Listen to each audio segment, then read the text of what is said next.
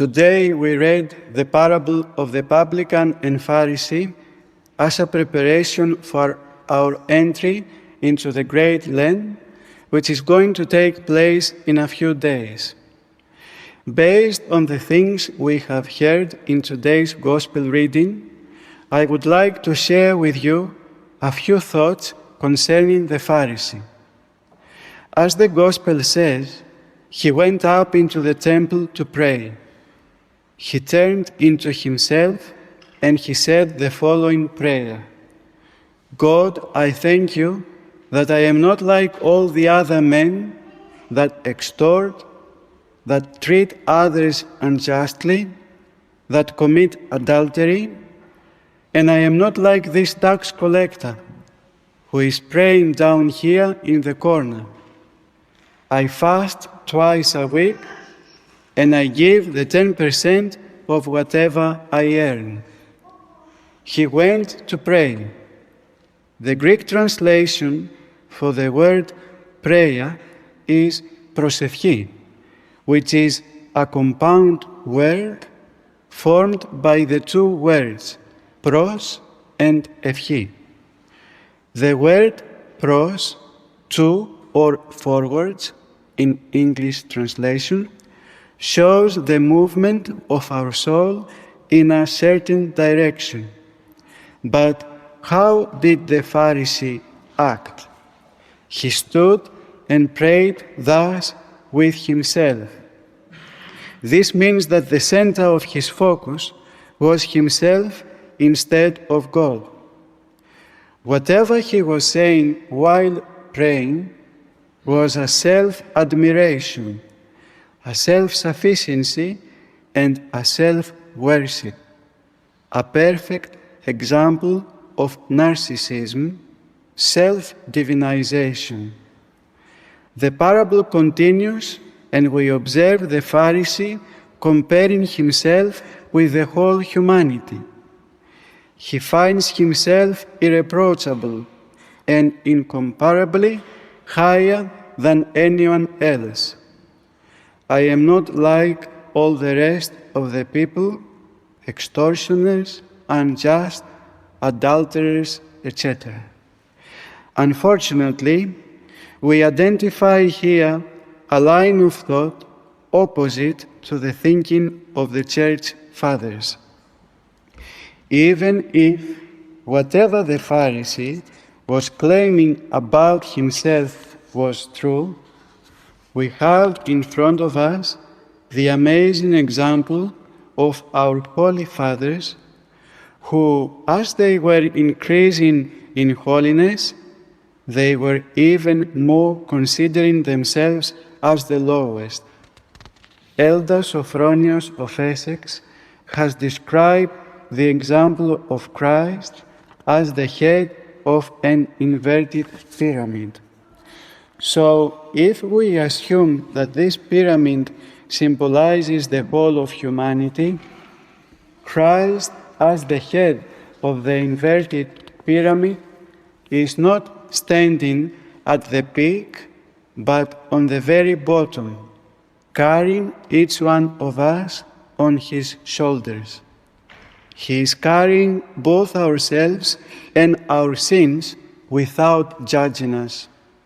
And this happens because Christ, we could say, is forced by his countless love to embrace us even with our mistakes, the way that the three persons of the Holy Trinity embrace each other.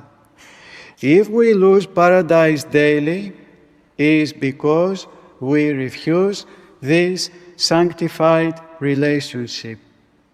In order to explain this in a better way and to be able to identify the catastrophic results of judging that isolate us from our fellow humans and from God Himself, we have to be transferred for a moment at the beginning of the creation. After the original sin, the unity between humans and their connection with God was destroyed. When the Lord appeared to Adam and Eve, he asked them what had happened. If, regardless their disobedience and sinfulness, were to remain faithful to each other and to take responsibility for their actions by not blaming each other, and if they were to continue loving God and not start to be afraid of Him, remember what Adam said at the end. It is your fault, God, because the woman you gave me led me astray. Then they wouldn't have lost paradise.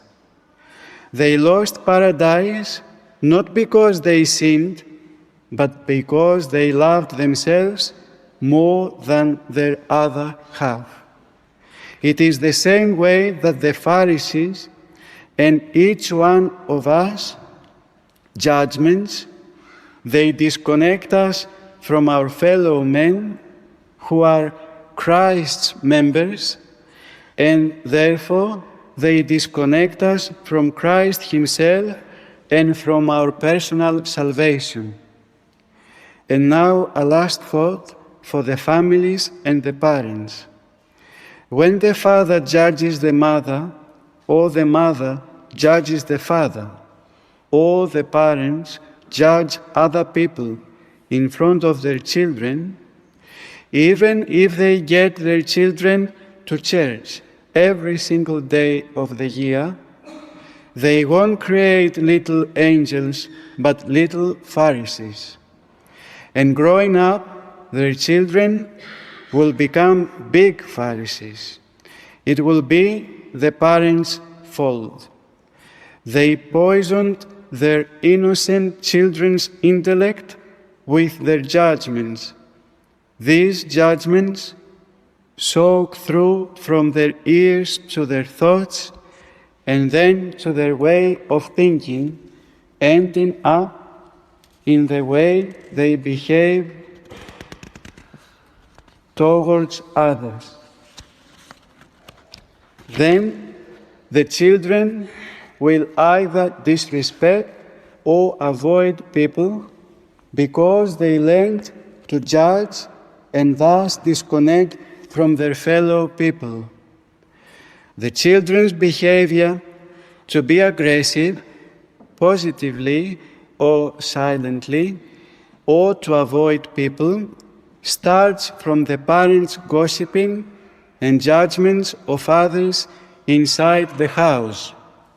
And our children will never end up finding peace or positivity inside them.